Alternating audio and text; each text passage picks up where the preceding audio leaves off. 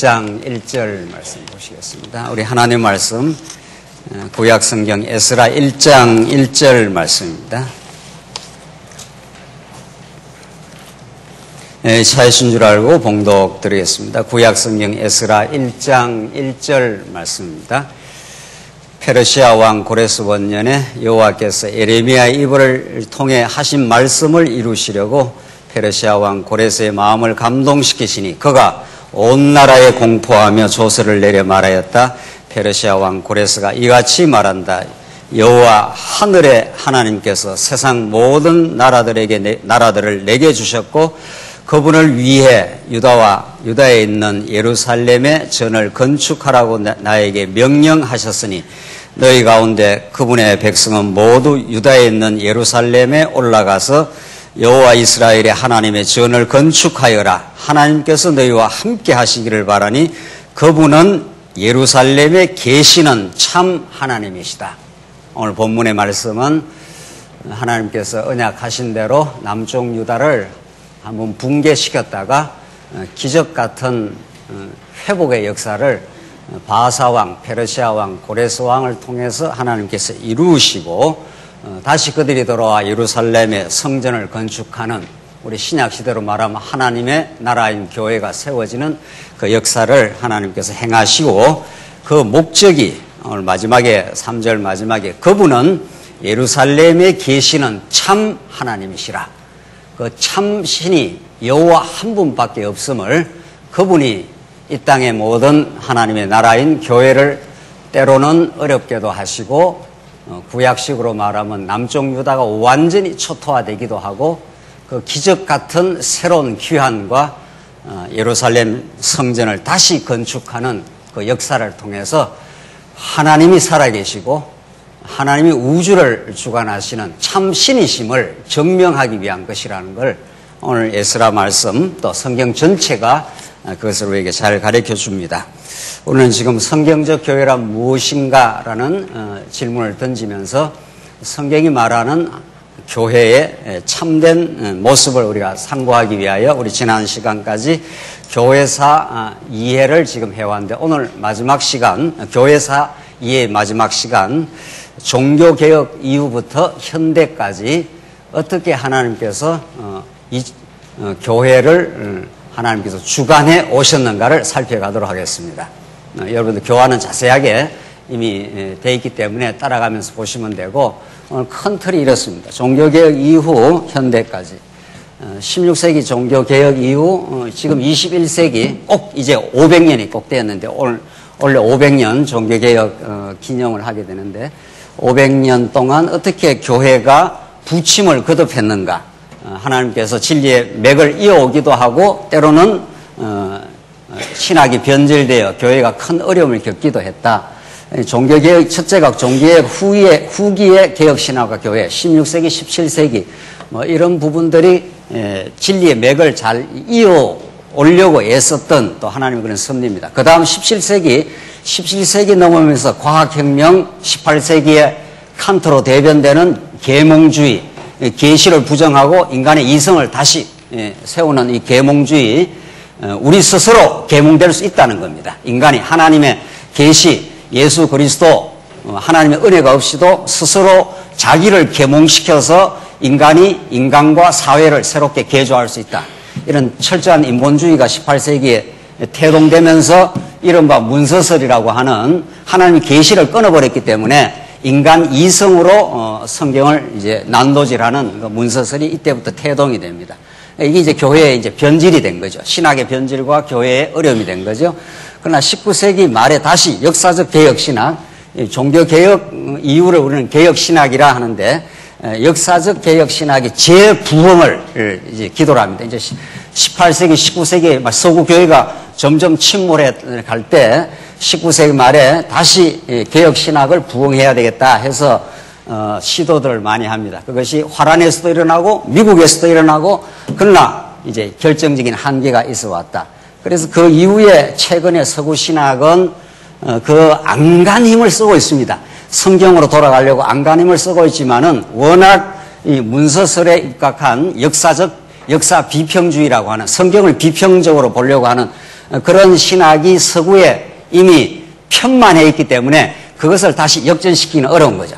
그런 역사의 흐름 속에 20세기 말에 말씀운동이 이 땅 위에 우리 한국에 태동이 되고 그 다음 지금 21세기 아시아 교회 시대가 도래하고 있습니다. 지금 우리가 그 시대를 지금 살고 있는 거죠.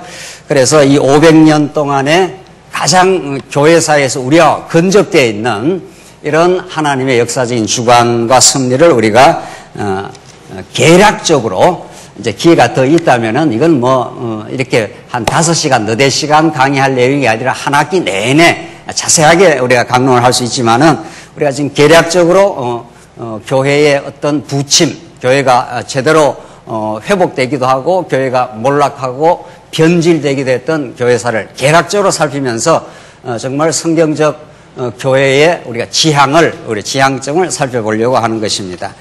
1페이지 제일 밑에 보시면은 종기개혁 후기에 이제 개혁신학과 교회 17, 18세기, 그러니까 16세기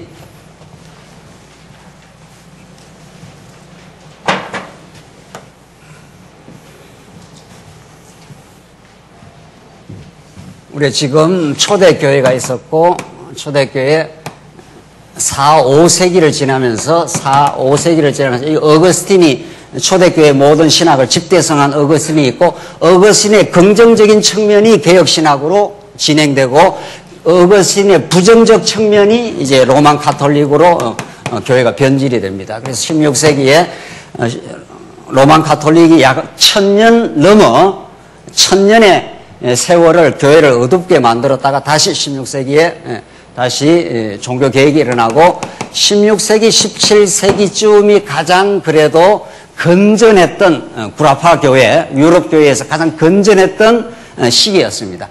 그러나 17세기에 과학혁명이 일어나고 이제 뉴턴, 갈릴레오, 케플러 이런 사람들이 과학혁명을 일으키면서 과학이라는 게 우리 기독교의 계시 밑에 있으면 성경 말씀 밑에 있으면 그게 나쁠 리가 없지요. 우리가 예수 믿는 사람들도 과학자가 있는데 그 과학의 연구를 하면 할수록 하나님의 영광을 더 보는 거죠. 그러나 17세기 과학혁명이 일어나면서 그것이 계시를 삼키는 방향으로 이제 전진한 거죠. 그게 18세기 계몽주의입니다. 칸트가 과학혁명에서 너무 놀라면서 그 인간 이성을 다시 복권을 이성의 중요성을 강조하면서 계시보다 더 이성을 더 강조한 게 이제 계몽주의라고 합니다. 계몽주의.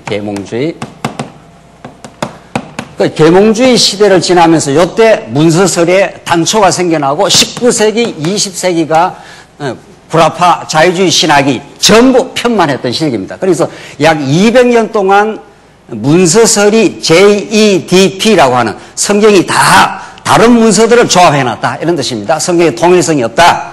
그래서 이런 주장이 18세기에 태동되고 19세기, 20세기 200년 동안 구라파 교회를 휩쓸면서 구라파 교회가 점점 무너져 나갔습니다. 그래서 지금 유럽 교회, 영국 교회는 거의 시들어져 가고 지금 겨우 미국 교회가 명맥을 지금 유지하고 있는 거죠. 그리고 지금 현재 21세기 이렇게 진행이 됩니다. 자, 그러니까 16, 17세기까지 그런대로 건전했다가 18세기에 꺾여 들어가면서 지금 이렇게 된 거죠. 지금 다시 교회가 서구교회 어려워졌고 지금 초대교회 4, 5세기의 어거스틴, 16세기 루트 칼빈, 저윙글리 이런 사람들 하면서 17세기로 그런 대로 건전하게 이어오다가 18, 19, 20세기 약 한 3세기를 거치면서 구라파 교회가 굉장히 큰 어려움을 겪게 되는 거죠. 그러나 요 명맥을 계속 그래도 이어보려고 시도한 사람들이 19세기 후반 20세기에 신칼빈주의, 이 칼빈주의 아닙니까? 존 칼빈을 대표로 해서 19세기, 20세기의 신칼빈주의자들, 화란에 아브람 카이프, 바빙크 이런 사람들, 스킬드 이런 사람들이 나타나서 칼빈주의를 다시 부흥해서 지금 이 자유주의 신학을 대응하려고 나온 사람들이 화란에서 있었고, 화란에서 그리고 미국에서도 이런 좋은 역사적 개혁 신학의 성경이 하나님의 말씀이라 하는 걸 받아들이는 부속사적 성경신학이 태동을 한 겁니다. 이게 게알더스 보스라고 하는 미국에서 우리 성경신학하고는 차별이 물론 되는데 부속사적 성경신학이라는 것이 19세기 말 20세기 초 그때 보스라는 사람이 등장하면서 성경 전체가 유기적인 하나의 틀을 가지고 있다. 이런 주장들이 그때부터 나오기 시작합니다. 자, 이런 흐름을 우리가 전체로 개관하는 게 중요한 거죠. 지금 우리는 자세한 어떤 내용도 물론 이제 교환에 있고 앞으로 더 뭐 책을 쓸 수 있으면 책을 써서 내겠습니다만은 그 교환의 자세한 내용보다 오늘은 우리가 이 짧은 시간에 하나님이 이렇게 성경을 강조하고 성경에서 오롯하게 하나님의 영광을 강조할 때는 교회가 살아났고 그러나 성경의 그 가치와 계시의 가치보다도 다른 데다가 방점을 두기 시작하면 교회가 어려워졌구나 하는 것을 우리가 살피면서 우리한테 큰 교훈을 우리가 받고 21세기 지금 우리가 당도하고 있는 아시아 교회 시대를 살피는 그런 시간이 되길 바랍니다. 그래서 1페이지 제일 밑에 이 종교개혁 후기입니다. 종교개혁 후기 요 시대 16, 17세기 이걸 우리는 신앙 고백 시대라 합니다. 신앙 고백 시대. 그러니까 16세기에 막 성경을 발견하고 교회가 개혁이 되면서 한 1세기를 지나가는 겁니다. 그러니까 어떤 올바른 신학이 나오면 그게 교회에서 정착이 되는데 시간이 걸리는 거죠. 왜?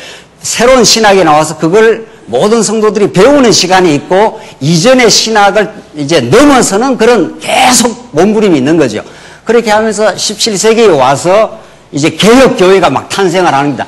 그것이 뭐 스위스, 프랑스, 스위스란드, 그 다음에 영국으로 넘어가면서 16, 17세기에 엄청난 개혁 교회가 탄생을 하고 그때 신앙 고백서가 만들어집니다. 우리가 이제 장로교회에서는 가장 금과 옥조로 생각하는 웨스트민스터 신앙 고백하는 게 있지 않습니까? 모든 전 세계 장로교회가 그것을 올바른 신앙 고백, 신조로, 교리로 그렇게 받아들이는 거죠. 그게 언제 탄생하는가 하면 17세기입니다. 17세기. 16세기 종교개혁이 나고 약 100년이 지나서 탄생을 하는 거죠. 그동안 많은 종교개혁자들의 순교, 여러 가지 탄압, 고통, 어려움 이런 걸 거쳐가면서 그 진리를 지켜가려고 했고 그 진리가 교회에 드디어 접목이 되면서 교회 성도들이 가톨릭의 잘못된 신앙에서 개혁신앙으로 돌아온 거죠. 그게 17세기의 신앙 고백주의라고 합니다. 2페이지로 넘어가십시다. 그래서 이걸 이제 신학적으로는 역사적 개혁신학이라 이렇게 말하는 거죠. 로만 가톨릭으로부터 개혁했다. 더 정확하게는 성경으로 돌아가려는 시도였다. 이렇게 종교개혁자들이 말합니다. 우리는 누구의 가르침도 받지 않는다. 교황의 가르침도 우리는 비판적으로 보고 성경의 가르침으로 올곧게 돌아간다. 이게 이제 역사적 개혁신학이라고 합니다. 그러니까 이 정신은 좋은 거죠. 우리도 지금 말씀 운동도 이런 역사적 개혁신학의 올바른 정신을 이어받는 거죠. 발전적으로 지금 개성하고 있는 거죠. 그래서 그래야 우리 말씀 운동 또 우리 성경신학 그것을 우리가 믿는 우리 성도님들도 이 역사적 뿌리를 갖고 있는 거죠. 이 역사적 뿌리가 없이 하늘에서 뚝 떨어진 건 아니란 말이죠. 이런 역사적 개혁신학이 올곧게 더 발전적으로 더 심도 있게 또 때로는 비판적으로 이렇게 개성을 지금 해가고 있는 중이죠. 그래서 칼빈이 존 낙스로 이어지고 스코틀랜드에서 장로교회가 출현하고 화란에서는 칼빈을 대항하고 알미니우스가 칼빈 주장을 반대하고 나옵니다. 그걸 또 반박하면서 칼빈주의 5대 교리가 출현하고 영국에서는 이제 웨스트민스터 신앙 고백이란 그 유명한 전 세계 장로교회 성도들이 다 금과 옥조로 받아들이는 웨스트민스터 신앙 고백. 이건 지금도 미국 장로교회, 미국 개혁신학자들이 다 받아들이는 겁니다. 이렇게 해서 개혁교회 수많은 신앙 고백과 그에 입각한 개혁교회가 구라파의 16세기를 지나 17세기에 엄청나게 개혁교회가 출현을 하게 됩니다. 그런 그 전통들이 이제 계속 이어져 가는 거죠. 그러나 이제 문제가 있는 거죠. 언제나 그 후대에 이 17세기 신앙 고백주의라고 하는데 신앙 고백 신앙은 어느 쪽으로 기울어져 가는가 하면은 이게 교리주의로 변질이 돼 갑니다. 이 사람들이 그렇게 하려고 한 건 아니고 우리가 지금 우리 신앙의 선진들의 의도를 잘 이해를 해야 되는데 그 사람들이 교리주의로 내가 해야 되겠다. 교리주의라는 건 성경보다 교리를 더 위에 놓는 겁니다. 적어도 그 사람들의 기본 의도는 그런 건 아니에요. 그 사람들은 성경을 나름대로 해석을 해서 성경에서 이런 교리는 참 우리가 꼭 지켜야 된다. 이렇게 해서 이신칭이라든가 그 사람들이 중요하는 구속적 언약이라든가 우리가 말하는 계시적 언약이 아니라 구속적 언약의 중요성이라든가 이런 걸 많이 성경에서 캐낸 거죠. 그렇게 교리의 중요성을 캐내다 보니까 우리 교리가 성경보다 더 위이다. 이렇게 말한 사람 한 사람도 없어요. 적어도 역사적 개혁신학자들은 성경이 절대적인 권위다. 언제나 교리는 거기에 의해서 비판을 받아야 되고 언제나 교리는 더 새롭게 갱신돼야 된다. 이렇게 주장을 함에도 불구하고 그러나 그분들의 성경 전체를 보는 해석의 틀이 또 성경을 해석하는 해석력이 약하다 보니까 어쩔 수 없이 이제 교리를 강조하게 된 거죠. 그게 이제 교리가 성경 위에 자꾸 올라가는 그 느낌을 주는 거죠. 그걸 이제 교리주의라고 한단 말이죠. 이제 이런 교리주의로 자꾸 교회를 보호를 하려고 보니까 그러니까 우리가 볼 때는 약한 건데 그분들이 볼 때는 그게 최선이에요. 그러니까 그 교리로 교회를 보호해야 된다고 생각하다 보니까 그 이상을 전진을 못한 거죠. 그러니까 더 많은 질문을 가진 사람들이 자꾸 생겨난단 말이죠. 이 정도 교리를 만들어갖고 교회를 보호하려니까 이 정도 교리는 성경은 이거보다도 훨씬 더 많은 진리를 주장을 하는데 여기에 질문이 생겨나잖아요. 이 정도 교리로 성경을 이해를 하다 보니까 여기까지는 맞다고 치십시다. 이신칭이 그건 뭐 틀린 게 아니죠. 믿음으로 구원을 얻는다. 그게 뭐 틀릴 리가 있나요? 성경의 한 중요한 부분인 거죠. 그러나 그걸 넘어서는 질문들이 생겨나는 거죠. 그러면 아담이 타락을 했는데 하나님이 아담 타락을 몰랐을까? 이건 당연히 질문이 나오는 거죠. 하나님이 타락을 알았다면 왜 했을까? 이건 질문이 나올 수밖에 없는 거죠. 이런 질문들은 계속해서 나온 겁니다. 그 당시에. 그러니까 그런 질문들을 겸허하게 받아들이고 그게 질문이 되는구나. 질문이 되는구나. 그렇다면 지금까지 교리를 주장을 하되 그 질문들을 수용을 자꾸 해나가야 되는 거죠. 연구하는 사람은. 성경을 우리가 보는 사람. 그 질문이 말이 된다.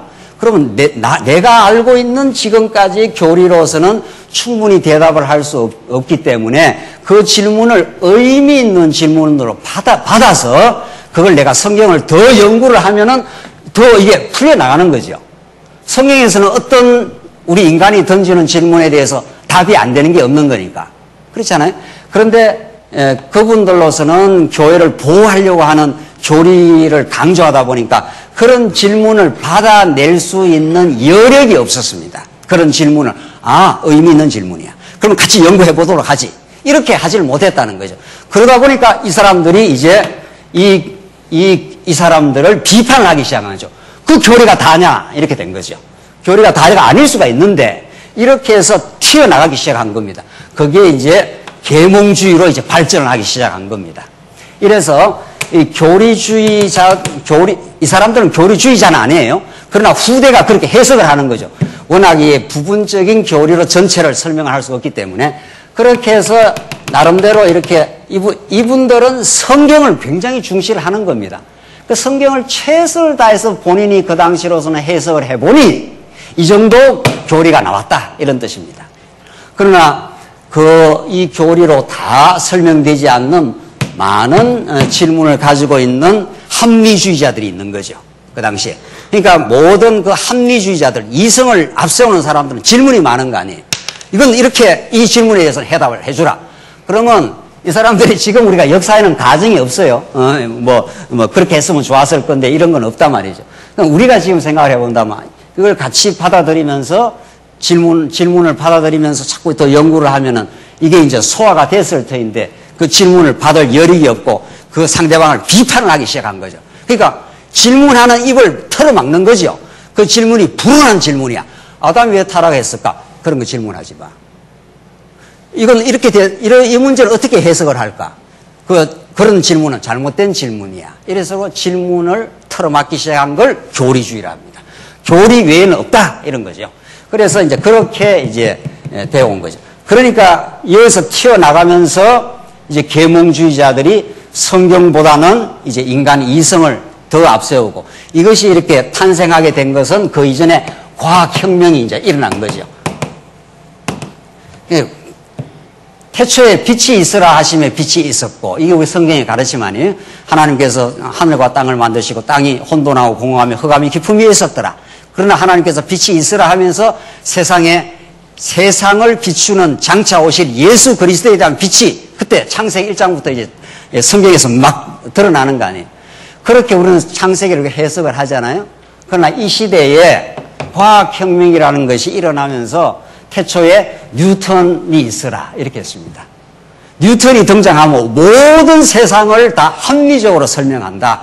이래서 우리는 지금 뭐 과학이라는 게 지금 워낙 계속 발전을 해갖고 뉴턴 이후에 아인슈타인 이후에 보어 이런 사람들이 뭐 양자역학 지금 뭐 계속 발전하고 있어서 과학에 대해서 익숙해 있지만은 이 시대 사람들로서 뉴턴이 세상을 설명하는 방식은 너무 놀라운 거예요. 태초에 빛이 있으라 할 정도로 태초에 뉴턴이 있으라 이러면 뉴턴이 등장하면 모든 세상을 합리적으로 설명한다. 이렇게 해서 이 17세기가 과학이 너무도 이 시대의 사람들로서는 눈부신 지적인 업적이 된 거죠. 그래서 이 영향 속에서 칸트가 철학을 했고, 칸트도 인간 이성이라는 게 대단한 거구나, 세상을 이렇게 잘 설명을 할 수 있구나, 이렇게 해서 거기에 너무 큰 영향을 받아가지고 칸트가 계몽주의의 완성자가 됩니다. 이게 이제 우리가 봤을 때는 참 안타까운 일인 거죠. 그래서 계몽주의라는 것이 하나님의 계시의 인도, 하나님의 절대적인 보호, 하나님의 은혜 속에 살아가는 인간, 이렇게 설명을 하는 게 아니라 신도 스스로 독립을 할 수 있고 신도 스스로의 이성으로 인간과 사회의 문제를 해석하고 설명하고 사회를 개조해 나갈 수 있다. 이렇게 해서 이 계몽주의가 18세기에 등장하면서 하나님의 계시를 끊어버린 겁니다. 하나님이 위로부터 내려오는 계시 필요 없고 우리 인간이 진리를 발견해 갈 수 있다. 그 계몽주의는 우리말로 번역이 계몽주의지 영어로 하면은 enlightenment예요. light, L-I-G-H, in이라는 게 안에 있다는 것이니까 인간 안에 빛이 있다는 겁니다. 예. 그러나 성경의 가르침에 따르면 우리 인간 안에 빛이 없는 거죠.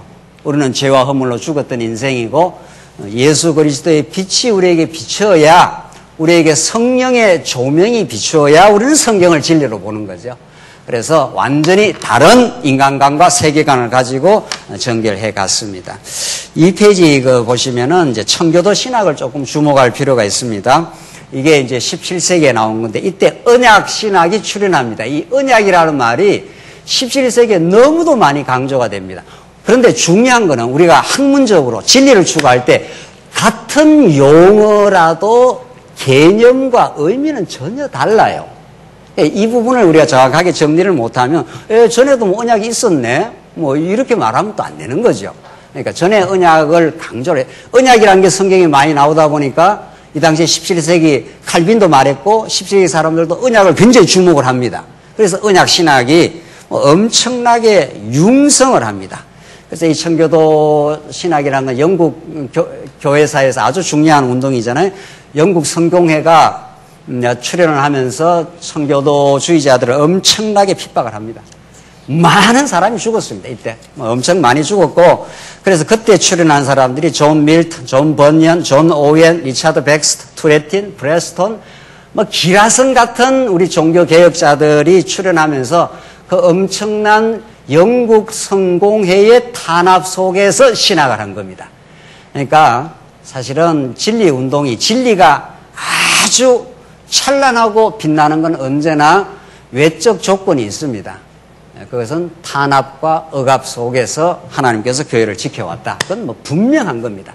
그러니까 교회가 너무 평탄한 것은 진리 운동에 그렇게 유익하지 않다는 걸 우리는 교회사에서 알 수 있는 거죠.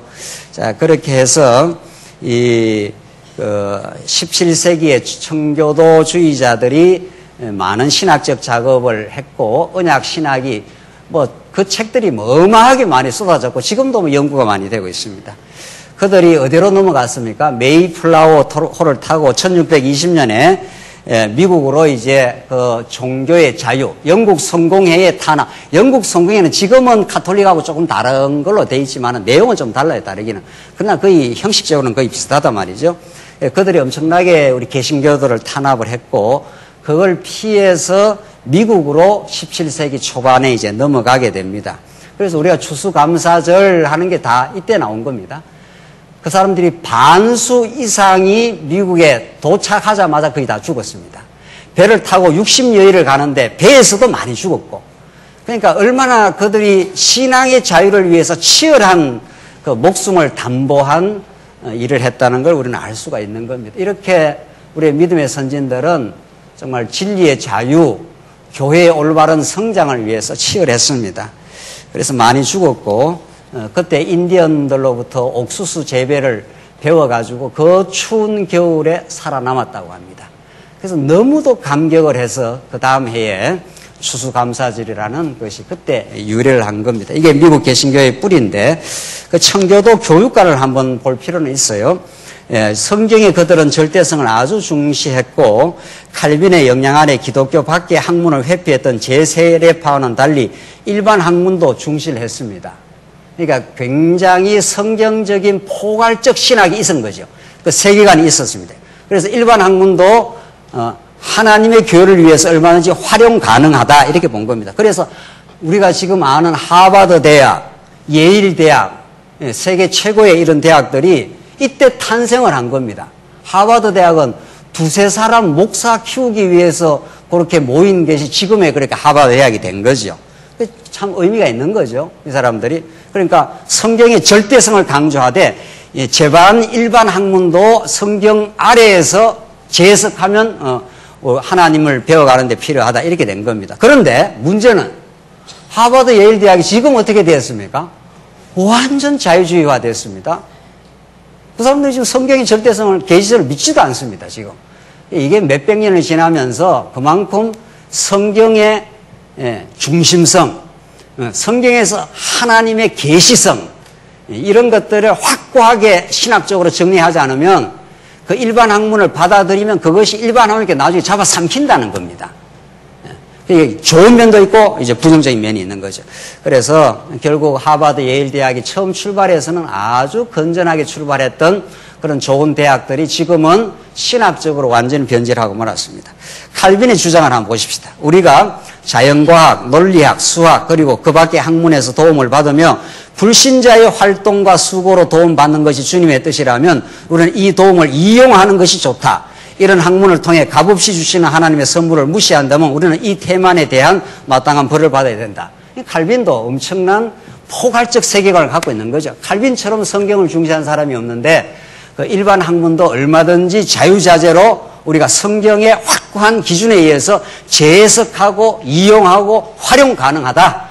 그러니까 특별 계시에 의해서 일반 계시를 얼마든지 재해석 가능하다. 이렇게 칼빈이 이제 본 겁니다. 이런 올바른 정신을 우리 성경신학은 통합학문이라는 그 이름으로 지금 우리가 개진하려고 하는 거죠. 자, 그래서 17세기로 넘어가겠습니다. 두 번째, 17세기 과학혁명과 18세기 계몽주의 그리고 문서설인데, 자, 아까번에 서두에 말씀드린 대로 17세기 과학의 시대가 왔고, 과학혁명이 뉴턴, 케플러, 갈릴레오 이런 사람들이 이제 이성적으로 세상을 설명하기 시작했습니다. 그래서 18세기 계몽주의 합리주의가 등장하면서 칸트의 인식론이 성경 계시를 이제 부정하는 잘못된 귀결이 된 거죠. 케플러 같은 사람들, 뉴턴 같은 사람들은 그 사람들이 신앙인들입니다.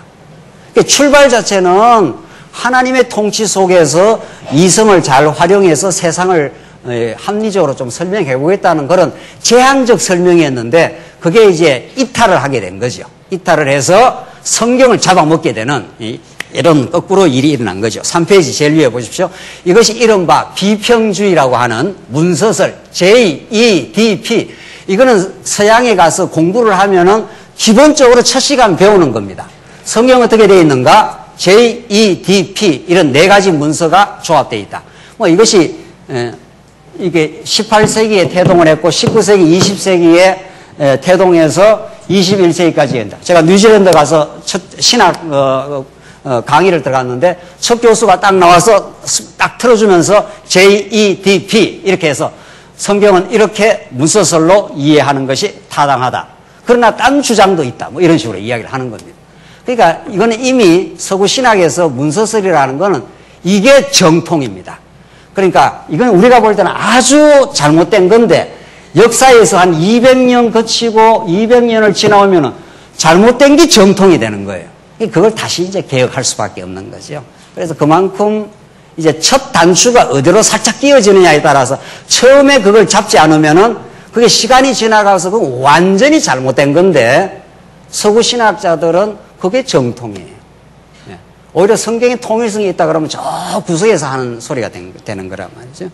자, 그래서 이게 서구교회의 근간을 흔들어 놓고 서구교회가 이렇게 참담하게 무너지는 그 뿌리가 된 겁니다. 자, 19세기, 20세기 지나가면서 슐라이마커라는 사람이 종교는 절대 의존의 감정이다. 객관적 계시가 아니라 주관적 감정의 문제다. 이렇게 말해버렸습니다. 객관적인 성경이 중요하지 않는 겁니다. 그 사람들은. 예. 그래서 니체가 그 위에 등장해서 신은 죽었다. 네가 죽었다고 해서 죽겠냐 하나님이 우리는 그렇게 항변을 하는 거지만 항변이라기보다도 니체의 미친 소리가 지금 현대인들의 사고와 가치관을 규정하고 있습니다. 놀랍게도. 그런데 알고 보면은 니체만 그런 게 아니라 아담 타락 이후 모든 인간은 신 죽이기 작업에 몰두하고 있습니다. 아담 타락 이후 모든 인간은 여러분과 저도 하나님 말씀에 언제나 붙들리지 않으면 신의 주권과 은혜를 무시하고 우리 인간의 노력과 공로와 모든 것을 내세우면 그게 신 죽이기 작업입니다. 뭐 니체만 그런 게 아닙니다. 그러니까 니체는 여러분과 저 속에 딱 뿌리 박혀 있습니다. 그러니까 성령의 감동이 아니면 언제나 하나님의 영광, 하나님의 살아계심보다는 나의 영광과 나의 주관을 강조하는 게 인간입니다. 그러니까 니체가 특별하다 이렇게 볼 것도 없습니다. 그러니까 우리가 지금 교회사를 살펴가면서 하나님의 은혜가 아니면 언제나 인간은 인본주의화되는 겁니다. 그래서 1, 2차 세계대전의 비극을 이제 유럽이 겪습니다. 그래서 계몽주의라는 것은 인간이 스스로 자기를 계몽해서 좋은 사회를 만들 수 있다 이 말이에요. 18세기에 주장 안 하고 19세기, 20세기에 그걸 막 되는 듯하게 그걸 낙관주의라 그럽니다. 역사 낙관주의. 세상은 하나님 없이도 좋은 세상을 만들 수 있다.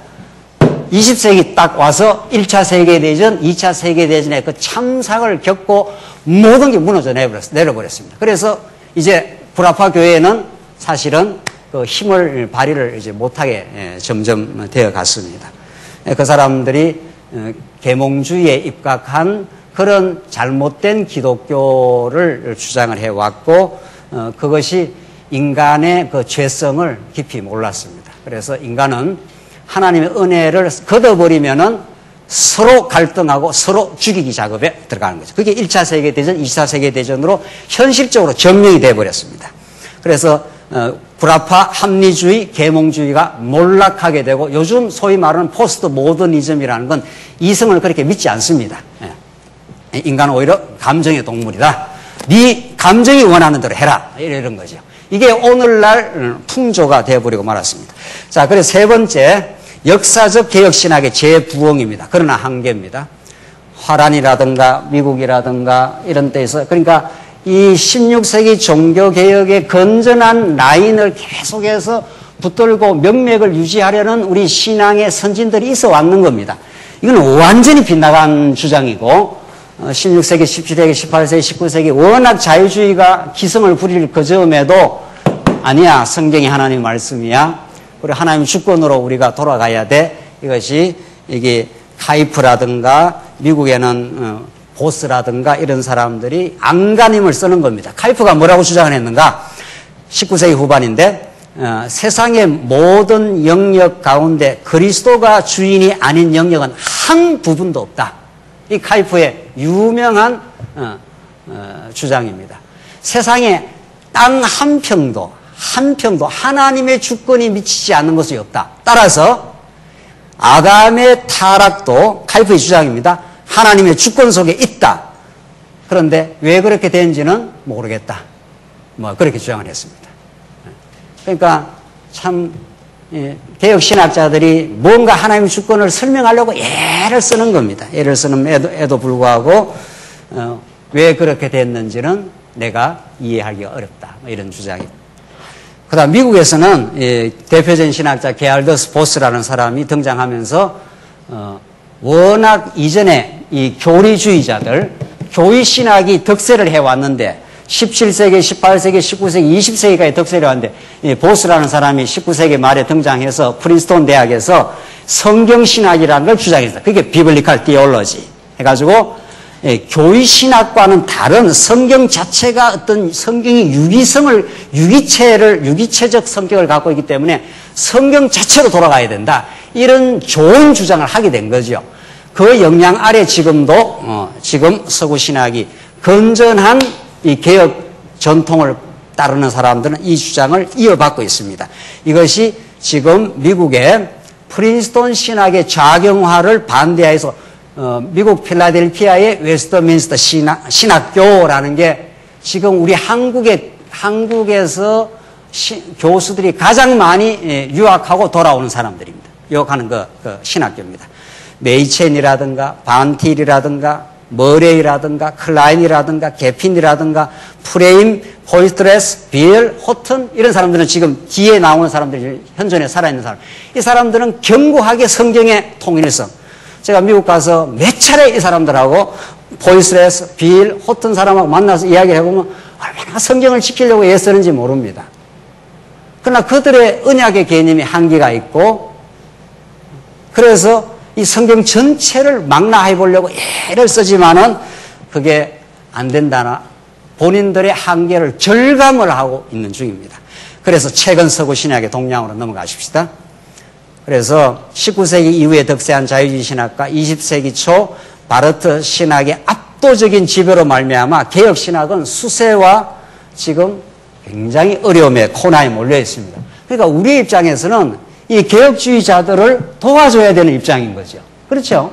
이 사람들은 성경의 절대성, 성경의 통일성, 성경의 언약성을 지키려고 애를 쓰는 사람입니다. 애를 쓰는 사람이에요. 그러나 그들이 전체를 지금 보지를 못하고 있는 중이죠. 그래서 그분들과 이렇게 토론을 해보면은 참 안타깝기도 하고 또 애를 쓰기도 하고는 있습니다. 그래서 최근에 어떤 경향이 있는가, 이건 전에도 제가 한번 소개한 적이 있는데, 두 번째, 최근 전체 성경신학 운동이 한 15, 16년 전부터 지금 서구 신학자들 안에서 계속 일어나고 있는 중입니다. 이걸 영어로 말하면 Whole Bible Biblical Theology. 이 사람들이 뭐를 안 겁니까? 아, 이거 문서설 아니야. 성경을 파편적으로 JEDP라고 성경을 낱낱이 파편화하면 절대로 안 돼. 그러니까 성경은 전체로 유기체성을 갖고 있어. 이게 이제 보스가 이야기한 이야기입니다. 유기체성이라는 게 하나를 건드리면 창세기를 건드리면 계시록까지 같이 건드려진다는 겁니다. 이게 맞는 말이죠. 그래서 이런 주장을 하면서 이 사람들이 이 문서설을 극복해서 이걸 넘어서 보려고 안간힘을 쓰고 있습니다. 그래서 그레암 골즈워디, 윌리엄 덤브렐, 폴 하우스, 스캇 해프만, 그레고리 빌 같은 사람들. 이 사람들이 책을 한 권 묶은 편집 책을 썼습니다. 성경 전체로 돌아가야 된다. 성경 전체로 돌아가야 된다. 이게 최근의 이야기들입니다. 지금 계속 이 논문이 지금 빠져나오고 있고, 그래서 세 번째, 전통적 언약신학을 극복하려는 몸부림이 있습니다. 전통적 언약신학이 구속사적 언약신학이란 말이죠. 그래서 지금 어떤 주장이 있는가 하면 창세기 1장에 언약의 개념이 있을 수 있다. 전에는 그 사람들은 창세기 2장에서 선악과 타락하고 3장에 넘어가야 3장 15절에서 구속의 언약이 나온다 이렇게 말했다면, 그러나 지금 학자들이 전부 창세기 1장 쪽으로 계속 움직이고 있습니다. 그러니까 학자들이 뭔가 2장 3장부터 설명하면 안 되고 우리가 지금 창세기 1장 28절을 좀 중시하고 있지 않습니까? 그쪽으로 계속 지금 연구가, 논문, 책 계속 쏟아져 나오고 있는 중입니다. 얼마나 지금 우리한테 실감나는 이 이야기인지 모릅니다. 마지막 보십시다. 그래서 어떤 4페이지 제일 위에 점진적 언약신학이라 해서 프로그레시브 커버넌털리즘, 그래서 전통적인 언약신학을 넘어서야 된다. 이런 최근 주장들이 젠틀이라든가 웰럼 같은 사람들에 의해서 계속 지금 나오고 있습니다. 이것은 우리한테 시사하는 바가 무엇입니까? 하나님께 이 시대에 우리에게 성경 전체가 언약 성취로 되어 있고 그것이 하나님의 살아계심과 위대한 하나님의 속성을 증명하는 것이라고 하는 성경신학의 우리 이해가 얼마나 소중한가를 우리에게 지금 안간힘을 쓰고 있는 전통적인 한계를 넘어서 보려고 애를 쓰고 있는 수많은 학자들의 몸부림이 지금 있는 겁니다. 마지막으로 우리 20세기 말 말씀운동가 21세기 아시아 시대가 도래를 했습니다. 이건 우리가 만든 것도 아니고 하나님께서 도도한 종교개혁 이후에 성경의 올바른 가르침, 오히려 초대교회로부터 하나님께서 보여주신 하나님의 살아계심과 그 위대한 영광, 예수 그리스도를 통해서 그리고 4, 5세기의 작업들, 6세기의 작업들, 17세기의 청교도 언약신학의 융성들, 19세기 말 20세기에 그걸 다시 복구시키려고 하는 역사적 개혁신학, 성경으로 돌아가려고 하는 몸부림들, 그리고 우리 말씀운동가 오늘 21세기 이렇게 이 역사적 맥락이 있는 거죠. 그래서 이제 정리하고 오늘 끝내십시다. 첫째, 오늘 우리 교회사를 통해서 우리가 어떤 의미가 있는가, 하나님께서 우리에게 오늘 이 자리에 우리를 불러주신 의미가 뭐냐를 보십시다. 첫째, 역사 가운데 일체의 진리운동은 하나님의 절대적인 인도와 역사적 신학적 징검다리를 통해서 발전을 했습니다. 그 이전에 하나님께서 이렇게 단편적으로 보여주던 것들을 자꾸 하나님께서 징검다리를 통해서 지금 발전을 했다는 겁니다. 그래서 하나님이 진리운동의 주관자이시고 교회를 지금 세워오셨다는 겁니다. 두 번째, 개혁신학의 교리주의와 자유주의 신학의 비평주의, 이 양자가 다 문제가 있는 거죠. 그러나 우리는 개혁신학을 우군으로 생각을 하는 거죠. 개혁신학자들은 우리 적군이 아니죠. 그 사람들은 미진하고 때로는 미숙하기도 하고, 그러나 우리보다도 신앙이 더욱 좋을 수도 있는 겁니다. 엄청난 순교와 핍박과 어려움 속에서도 그 정신을 붙들고 살은 사람들이죠. 그래서 우리는 그들을 폄하할 수가 없습니다. 16세기, 17세기에 16세기는 가톨릭주의자들에 의해서, 17세기는 영국 성경에 의해서 많은 우리 개혁신학자들이 순교를 당하고 어려움을 겪으면서도 성경의 절대성과 언약의 중요성을 끊임없이 견지하고 우리한테 넘겨준 거죠. 그걸 넘겨주지 않았으면 우리 어떻게 그 작업이 되었겠냐 말이죠. 이걸 하나님께서 이 시대에 더 전체적으로 정리를 해 주신 거죠. 또 앞으로 더 다듬기 작업이 있는 거죠. 또 이렇게 하나님은 역사를 주관해 오신 겁니다. 그래서 우리는 언약 성취사 성경신학이 참으로 하나님이 이 시대에 주신 소중한 선물이다. 하나님 중심적인 주제를 견고하게 붙들고 앞으로도 더 치밀한 엄밀한 다듬기 작업을 하나님께서 하게 하실 것이다. 일체의 우리의 신학 작업은 그 신학 자체가 목적이 아닙니다. 신학을 통해서 하나님이 살아계시다는 것, 그 영원한 하나님의 주권과 영광을 우리에게 보여주신다는 것, 그 위대한 5대 속성의 영광을 지금도 우리 교회를 통해서 전 세계 역사를 통해서 칼빈이 말했던 대로 이 창조가, 이 세상 만사가 하나님의 영광의 무대이기 때문에 오늘 우리 좁은 의미의 이 교회 생활뿐만 아니라 전 우주와 이 세상이 하나님의 자기 영광의 계시라는 것, 그 속에 우리가 얼마나 복된 교회 생활을 지금 하고 있다는 것을 깊이 깨닫고 교회가 이 땅 위에 건전하고 순수하게 세워지기를 우리가 간절히 바라는 마음이 우리가 진리를 배워가는 우리의 입장인 겁니다. 아시아 교회 시대는 이미 도래했습니다. 우리가 이렇게 좁은 의미에서 우리끼리 말씀 운동 안에서 우리가 최고다, 이런 유치하고 어린아이 같은 생각을 이제 접어버리고 하나님께서 우리에게 주신 좋은 선물이 있고 우리는 확신이 있습니다. 그 확신이 겸허한 확신이지 오만한 확신으로 가지 않기를 바라는 겁니다. 우리가 잘나서 이걸 잘 배운 것도 아니고 깨달은 것도 아니지 않습니까? 하나님의 무궁한 은혜 속에 우리같이 부족하고 죄인 중에 괴수 같은 우리 인생들을 하나님이 들어서 주셨기 때문에 우리는 겸허한 확신 속에 전진을 하고 있습니다. 중국 교회는 문화대혁명의 10년의 최건세사에서 약 3, 40년 전에 엄청난 핍박 속에서 중국 교회가 이렇게 1억 명이 넘도록 부흥을 했습니다. 하나님이 부흥을 시킨 거지 누가 가서 뭐 복음을 전해서 부흥된 것도 아니에요. 그렇잖아요. 하나님이 하시는 일입니다. 필리핀 교회, 지금 필리핀은 가톨릭주의자들의 세상이었는데 지금 개신교회가 얼마나 약진을 하는지 모릅니다. 인도 말할 것도 없고요. 인도는 지금 힌두교의 핍박 속에서 개신교회가 여기저기서 지금 약진하고 있습니다. 미얀마, 베트남, 인도네시아. 제가 몇 달 전에 한국에서 세계 성서 신학 대회가 있어서 갔는데 아시아 신학자들이 절비합니다. 거기에는 지금. 그 사람들이 영어도 잘하고요. 지금 여러분과 저의 후진들에게 영어도 열심히 시키고 중국어도 많이 가르치고 지금 이미 아시아 교회 시대가 도래해버렸습니다. 외국 서구 학자보다 아시아 학자들이 더 많이 지금 한국에서는 이미 모입니다. 수백 명이 모여서 정말 무엇이 진리인가, 성경 전체를 어떻게 체계적으로 볼 것인가. 지금 서구 신학자들이 그렇게 문서설에서 붕괴된 서구 교회를 다시 복구시켜 보려고 애를 쓰면서 성경 전체로 돌아가야 된다는 주장이 나오고, 아시아 신학자들은 지금 영어로 무장된 사람들이 영어로 자유롭게 막 신학 토론을 하면서 우리들에게 성경을 가르쳐 달라, 이렇게 지금 이야기하고 있는 중입니다.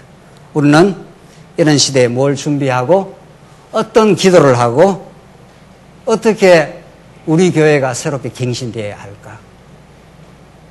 좋은 올곧은 신학은 나왔지만 우리가 아직 충분히 내면화되지 않아서, 충분히 우리에게 신앙화되지 않아서 우리가 겪고 있는 시련들을 정말 성숙의 계기로 우리가 삼아서 이 진리를 간절하게 소망하고 있는 아시아 전역의 신학자들, 그 교회 성도들에게 우리가 나눠줄 수 있다면 우리는 죽어도 다함이 없는 이 시대의 은혜의 폭포수 속에 살고 있습니다. 기도하십시다. 자비하신 하나님 아버지, 은혜를 감사합니다. 하나님 역사를 도도하게 한 손에 거머쥐시고 그 놀라운 진리 운동을 하나님께서 이끌어 오신 하나님, 우리가 얼마나 소중한 진리의 깨달음과 선물을 받았는지, 하오나 우리가 얼마나 때로는 자만하고 어리석었는지를 우리가 깊이 알아 새로운 전진 있게 하시옵소서. 예수님 이름으로 기도하옵나이다. 아멘.